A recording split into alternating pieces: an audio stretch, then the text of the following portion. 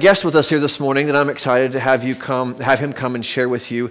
We all end up in places in life, and when we end up there, sometimes it's hard to find the way out. And I'm thankful for places and people like Celebrate Recovery, which is an organization that helps all of us, not just in the worst case, but in all of our cases, to begin to manage and rebuild our life with God's help. And so, Jason Ehrlichs, did I say it right this time? Yeah, very good. I said it wrong first service. And so Ehrlichs is on staff at Mount Carmel Baptist Church down at the lake, and they have a Celebrate Recovery group that they host at their church. And so Jason contacted me a few weeks ago about coming and just putting that out there that I love Celebrate Recovery. It does good things in the lives of people, and we just want you to know about that for yourself, for your friends, for your family, as a resource for all of us to be able to touch on. So Jason's going to share with us here this morning for a few minutes, and so if you would welcome him, please. There you go. There you go. Thank you very much. As Chris said, my name is Jason Ehrlichs. I'm a grateful believer in Jesus Christ. I am recovering from alcoholism and drug addiction, and I also struggle with anxiety and depression and people-pleasing and honesty and selfishness and pride and a whole bunch of other things. And I am the ministry leader for our Celebrate Recovery at Mount Carmel, and it's kind of odd to, kind of list all the problems I've got going on and then mention I'm a ministry leader, but at the same time, this program isn't like other ministries. Just a quick rundown of what Celebrate Recovery is for those who don't know. It is a Christ-centered 12-step recovery program, not for just addicts, not for just alcoholics, but just for anyone with a hurt habit hang up in their life that is debilitating in some way or just blocking their relationship with Christ. It started a little over about 26 or 27 years ago in California. There was a gentleman by the name of John Baker who was a recovering alcoholic. He was going to Alcoholics Anonymous, and he just kind of felt it was lacking in that.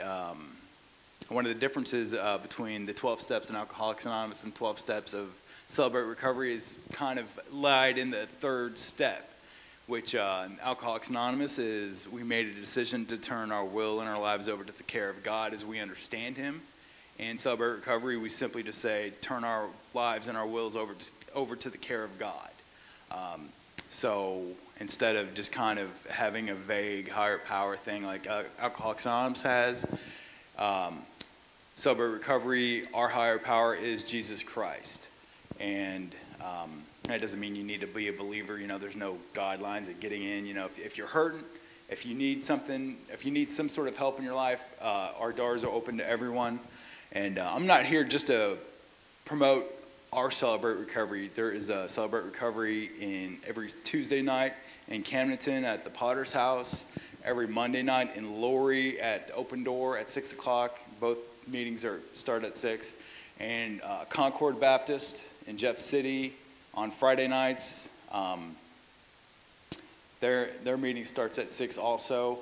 And it's just, for anyone like me, I came to believe in God, in Jesus Christ. I came to have a relationship with Jesus by finally becoming just broken enough to follow suggestions.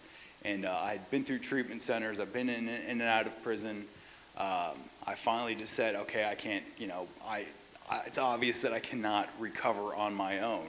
So I started going to meetings. I started to work 12 steps with the sponsor. And through that, my sponsor being a believer taught me, the value of prayer. Even if I didn't believe, he just said, just pray anyway. Pray for God to make you believe. And as I was working through the steps, sorting out all these different problems in my life, it took away those barriers between me and Jesus. And kind of spiritual awakening, scales came off my eyes, however you want to say it.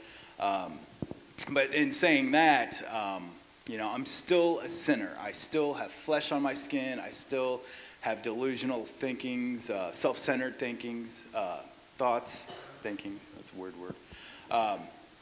So that's why I need programs like Celebrate Recovery. And I still attend AA meetings from time to time.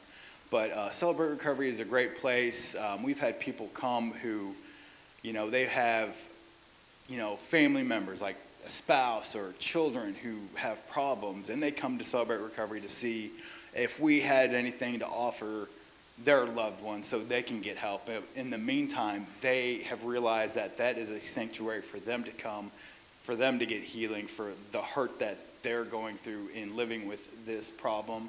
I also noticed in your bulletins, your prayer request, the list of people with cancer, you know. And it's not just those people with cancer that are going through it, you know. It's their loved ones whose hearts are breaking and they're getting depressed. And, you know, we've had people come to Celebrate Recovery just because they've reached this point in their life that their lives are unmanageable because they have a hard time coping with what their spouse is going through. And they found healing. They find recovery. You know, they find a foundation that Christ has given them to get strength to build it up. We have a saying in Celebrate Recovery that God never hurts a waste, you know. And today I can say I'm grateful for becoming the destitute alcoholic drug addict that I became, because if it wasn't for that, I wouldn't have had to reach this spot where I needed to get on my knees and crawl through this process of recovery. And that's how I came to know Christ.